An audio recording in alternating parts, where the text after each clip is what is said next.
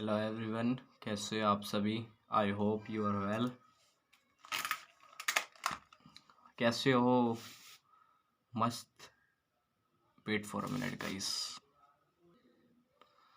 हाँ, तो video clear आ रही है आपको?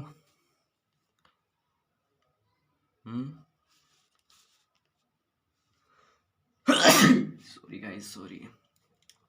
छींक आ गई है तो अच्छा ही वीडियो जाएगा, आपका देख लेना। किसी किसी में रहता है ना कि छींक चल आ जाती है तो वीडियो अच्छी होती है, ठीक है। तो आज का जो टॉपिक है वो स्टार्ट करने वाले हैं डिस्टेंस ऑफ क्लोजेस्ट अप्रोच के बारे में।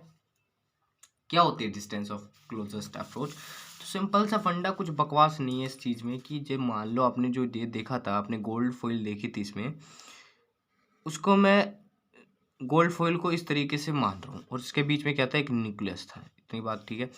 अब क्या था, कुछ एक था ना, एक अल्फा रेज जो था वो क्या कर रहा था, वो वापस लौट कर आ रहा था, ठीक है। उस वापस लौटने का क्लोजेस्ट अप्रोच निकालेंगे, ठीक है। समझो इस बात को, क्या हुआ था इसमें कि डिस्टेंस ऑफ क्लोजेस्ट अप्रोच क्या होती है कि when alpha particle are projected towards nucleus, ठीक है। आपने क्या करा, अल्फा पार्टिकल्स को प्रोजेक्ट किया toward the nucleus, then a stage come to at which alpha particle retrace is path, यानी कि कुछ ऐसा स्टेज आएगा कि अपने पाथ को रिट्रेस कर दे। That is distance from nucleus to from alpha particle retrace is closest approaches, ठीक है। यानी कि हमें जो ये हमें रेज फेंकी थी उसमें ये वापस आ गई, इसके आर नोट के डिस्टेंस को हमें निकालना है, यानी कि इसके डिस्टेंस निकालना है। वो क्या होगा, ठीक है, कि भाई जहाँ से वो अपना पाथ चेंज करा है, जैसे मान लो ये यहाँ से गया तो इसने यहाँ पर आने के बाद अपना पाथ चेंज कर लिया, उस पाथ के यहाँ से लेकर के जहाँ से वो पाथ चेंज करा है उसकी वैल्यू को हम निकालेंगे। That is distance of closest approach. अब देखो यहाँ से आया होगा और यहाँ से वापस मुड़ गया होगा, तो यहाँ से और वापस मुड़ने का ये आर नोट की वैल्यू हम निकालेंगे, ठीक है। ये बात बता देता हूँ। तो कुछ ऐसी बात बता देता हूँ कि चार्ज ऑन प्रोटॉन क्या रहता है, ई रहता है। अब कुछ कहोगे कि सर चार्ज ऑन का तो ई कहाँ से हो गया, चार्ज ऑन प्रोटॉन का, ठीक है। तो charge on proton that is 1.6 into 10⁻90 और इलेक्ट्रॉन का कितना था, -1.6 इंटू 10⁻19 कोलाम था। तो ये इलेक्ट्रॉन का अगर मैं चार्ज पूछूं तो ये होता था -e, यानी कि -e से मैं डिनोट करता, क्योंकि यह नेगेटिव था। और ये इसका जो कहते हैं, हम इसको ई कहते हैं। ये पॉजिटिव है तो +e लिख देंगे हम, सिंपल सी बात है। तो मैं कभी भी चार्ज और प्रोटॉन का पूछूंगा तो मैं ई ही लिखूंगा, कभी कंफ्यूज मत होना, ठीक है। अगर मैं अल्फा पार्टिकल का चार्ज पूछूं तो चार्ज क्या होगा, डेट इज 2p, क्या हो जाएगा, इनके प्रोटॉन का डबल होगा, ये बात याद रख लिया, ठीक है। और न्यूक्लियस के अंदर कितना चार्ज होगा, न्यूक्लियस के अंदर रहता है पॉजिटिव, यानी कि अब पॉजिटिव ये थोड़ी ना है कि एक ही पॉजिटिव, इसमें घने सारे पॉजिटिव रहते हैं, आपको पता होगा। यानी कि न्यूक्लियस के अंदर बहुत सारे पॉजिटिव रहते हैं ना, हमें कितना पता है, तो हम ZE से डिनोट कर देंगे। Z मतलब जितने उसके अंदर है, E यानी कि चार्ज। इतनी बात क्लियर है, ज़्यादा बात वो नहीं होगी।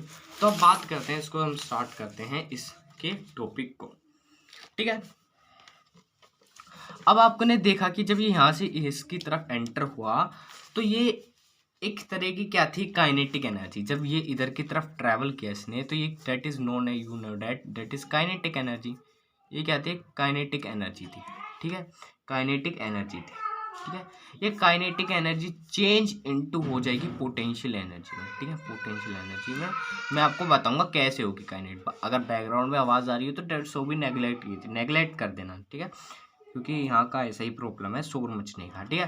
भाई देखो, एक चार्ज था, चार्ज ही तो होता है एक अल्फा पार्टिकल में, 2p का जो चार्ज था, चार्ज कितना था, 2p का अल्फा। अब ये गया, ये चार्ज एक तरीका का, ठीक है। अब चार्ज जो है, अगर चार्ज मूव कर रहा है, कोई भी चार्ज अगर आपका मूव करता है तो क्या होता है, काइनेटिक एनर्जी बनती है उसमें, ठीक है। अब यहाँ पे एक पॉजिटिव, यहाँ भी मान लो ये पॉजिटिव ही होगा और उसने क्या करा, अपना पाथ चेंज कर लिया, अपना पाथ चेंज कर लिया। तो आपने देखा था ना, आपने पढ़ा होगा कि कोई भी चार्ज हम इन्फिनिटी से उस पॉइंट पी पर लाकर रखते हैं तो उसकी वैल्यू कितनी होती है, पोटेंशियल एनर्जी इन्फिनिटी से उस पॉइंट तक लाने की, वो क्या होती है, ठीक है, वो थी K Q Q upon R, K Q one upon Q two upon R, यही रहती है ना।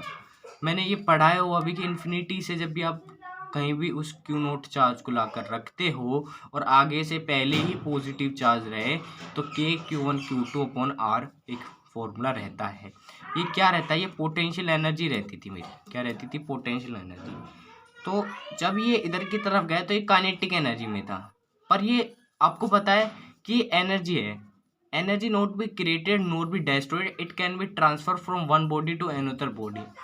यहाँ काइनेटिक एनर्जी गया, इस काइनेटिक एनर्जी को जीरो ना मान करके हमने इसको चेंज कर दिया पोटेंशियल एनर्जी में।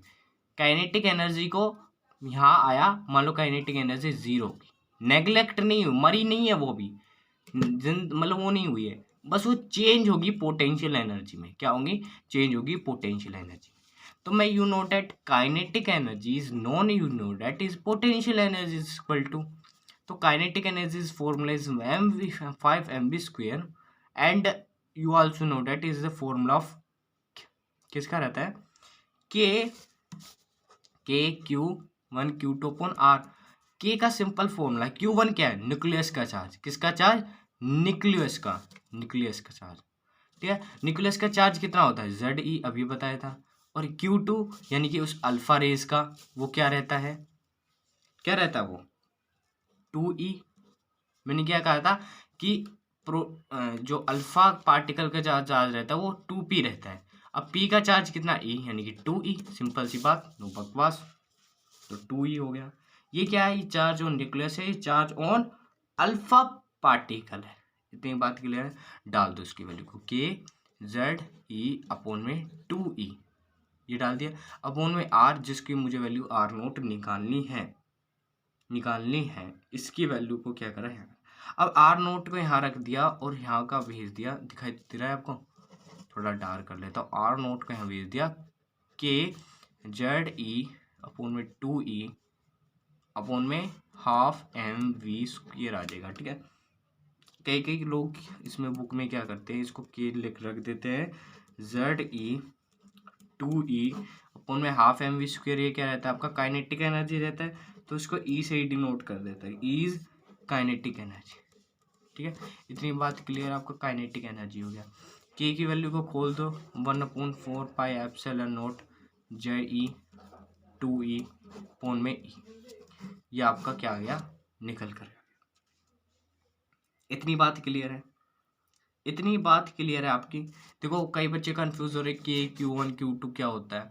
सिंपल बात है, मैंने आपको बताया था कि मान लो कोई भी इन्फिनिटी पर कोई भी क्यू नोट चार्ज को ला करके रखोगे इस पॉइंट P पर, और मान लो पहले से उस पर पॉजिटिव चार्ज है, तो पॉजिटिव चार्ज है तो उसका फॉर्मूला बनेगा KQ1 Q2 अपॉन में R, ये बनेगा पोटेंशियल एनर्जी का फॉर्मूला। इतनी बात क्लियर है। इसमें क्या हुआ था, मैंने अल्फा रेज छोड़ी, अल्फा रेज पे था पॉजिटिव चार्ज, यहाँ पहले से एक न्यूक्लियस था, इसने अपना अभी कहाँ से आया होगा, मान लो सपोज करो ये इन्फिनिटी से आया होगा, दिखाई दे रहा ना, सपोज करो ये इन्फिनिटी से आया होगा और इन्फिनिटी से पॉजिटिव चार्ज इस पॉइंट P पर रुका होगा, या मान लो रुका ही होगा क्योंकि उसने पाथ चेंज कर लिया अपना, रुका होगा इस पॉइंट P पर, तो पहले से इस पॉजिटिव चार्ज है तो KQ1 upon Q2 upon R होगा पोटेंशियल एनर्जी।